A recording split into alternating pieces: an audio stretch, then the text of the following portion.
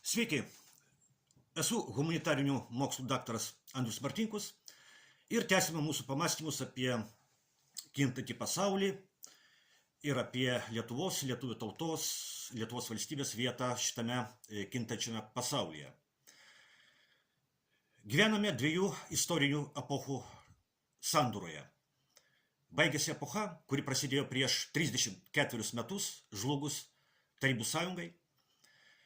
Jeigu pažvelgsime į 20-ojo amžiaus Lietuvos istoriją, pamatysime, kad pagrindiniai Lietuvos valstybingumo pokyčiai vyksta didžiųjų geopolitinių sukrėtimų Europoje metu.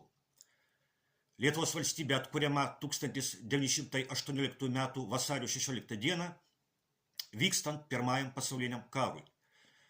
Lietuvos valstybė netenka nepriklausomybės 1940 metais, vykstant Antrajam pasauliniam karui. Lietuvos valstybė paskelbė, kad atkuria savo nepriklausomybę 1990 m. kovo 11 d. Tai yra vadinamojo šaltojo karo pabaiga, kai baigėsi epocha prasidėjusi po Antrojo pasaulinio karo. Po Antrojo pasaulinio karo atsirado vadinamoji dvipolė pasaulio tvarka, kai egzistavo du pagrindiniai galios poliai, dvi branduolinės supervalstybės, Jungtinės valstijos ir Tarybų sąjunga. Tarp jų vyko ideologinė ir technologinė konkurencija tarp kapitalizmo ir socializmo, kuri ir buvo vadinama šaltojų karų. Ir tą šaltąjį karą laimėjo Jungtinės valstijos, kurios tapo vienintelė supervalstybė. Vietoje dvipolės pasaulio tvarkos atsirado vienpolė pasaulio tvarka, kai Jungtinės valstijos yra vienintelė supervalstybė, pasaulinis hegemonas arba pasaulinis viešpats. Ir štai jau keli metai, kai šitai vienpoliai pasaulio tvarkai, Jungtinių valstijų pasauliniai hegemonijai yra metamas iššūkis. Šitą iššūkį meta pirmiausiai dvi valstybės, kurios pretenduoja būti kitais galios poliais šalia Jungtinių valstijų. Tai aišku, Kinija ir Rusija. Pati tragiškiausia ir kruviniausia šio iššūkio išraiška yra karas Ukrainoje.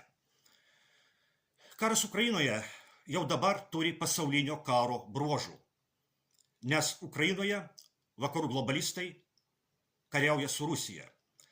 Ukrainoje vakarai kariauja su Rusija savo pinigais ir ginklais ir Ukrainos karių rankomis. Pinigus ir ginklus Ukrainai tiekia daugiau kaip 50 valstybių. Tai reiškia, kad daugiau kaip 50 valstybių Ukrainoje kariauja su Rusija savo pinigais ir ginklais. Bet kol kas tik ukrainiečių karių rankomis.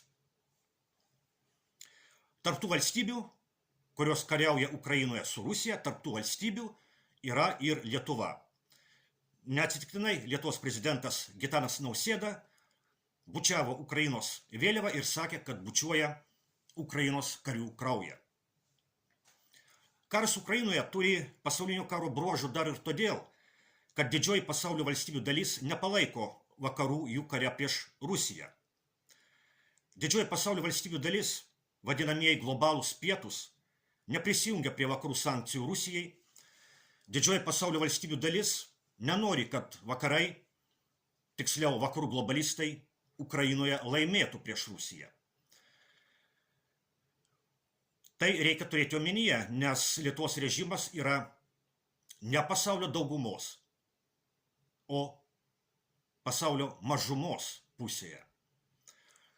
Karo Ukrainoje ypatybė yra dar ir tai, kad kova vyksta pačiose vakarų valstybėse, kurios tiekia Ukrainai pinigus ir ginklus. Ta kova, kuri vyksta pačiose vakarų valstybėse, tai yra kova tarp globalistų ir antiglobalistų. Visi globalistai kare Ukrainoje palaiko Zelenskio režimą. Visi globalistai Ukrainoje nori kariauti iki paskutinio ukrainiečio. Karas Ukrainoje yra globalistų išprovokuotas karas. Lietuva dėja, kaip ir dauguma vakarų valstybių, vis dar yra globalistų valdžioje. Todėl Lietuvos režimas palaiko Ukrainos režimą ir nori kariauti iki paskutinio ukrainiečio. Vakarų globalistai pasamdė Ukrainos režimą tam, kad jis kariautų už juos prieš Rusiją. Todėl globalistų propaganda sako, kad Ukraina kariauja ne tik už save, bet ir už visus vakarus ir už visą civilizuotą ir demokratinį pasaulį. O tai reiškia už globalistus. Ukraina kariauja už nueinančią nuo istorijos scenos pasaulio tvarką. Ukraina kariauja už tą pasaulio tvarką, kuri atsirado prieš 34 metus žlugus Tarybų sąjungai. Ukraina kariauja už vienpolį pasaulį, už Jungtinių valstijų pasaulinę hegemoniją, pasaulinį viešpatavimą. Ukraina kariauja už praeitį. Ir Lietuvos režimas dantimis ir nagais laikosi įsikabinęs į nueinančią nuo istorijos scenos pasaulio tvarką. Todėl Lietuvos režimas taip bukai ir fanatiškai palaiko Ukrainos režimą. Todėl Lietuvos prezidentas bučiuoja Ukrainos karių kraują. Tačiau globalistai ką tik patyrė sunkų pralaimėjimą pačiose Jungtinėse valstijose. Jungtinių valstijų prezidentu tapo antiglobalistas Donaldas Trumpas. Naujoji Jungtinių valstijų valdžia tikrai norėtų kuo greičiau užbaigti globalistų sukeltą karą Ukrainoje. Aišku, padaryti tai nebus lengva.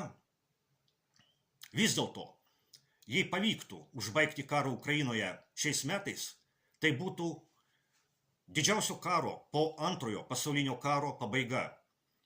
O šiemet kaip tik sukanka 80 metų nuo antrojo pasaulinio karo pabaigos.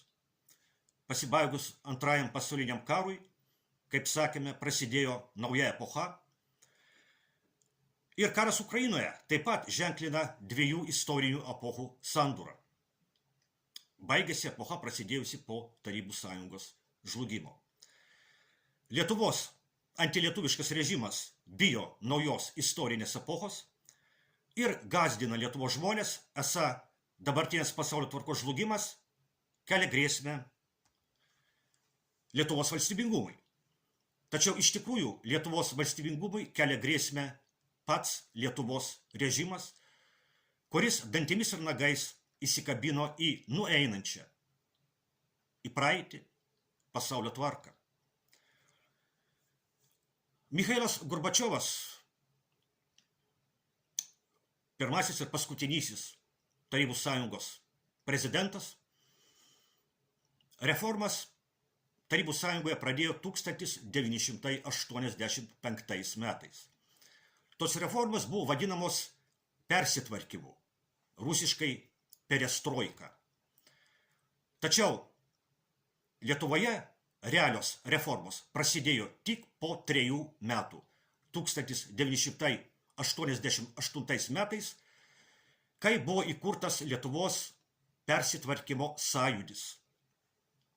Plačiau žinomas tiesiog kaip Lietuvos sąjūdis. Ir dabar, kaip ir tada prieš 40 metų, Lietuva vėluoja.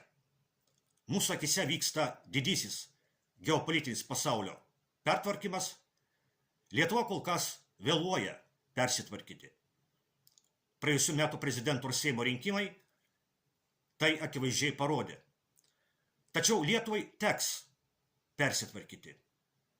Dabartinis Lietuvos režimas turės būti pašalintas tam, kad lietuvių tauta ir Lietuvos valstybė turėtų ateitį naujoje istorinėje epochoje.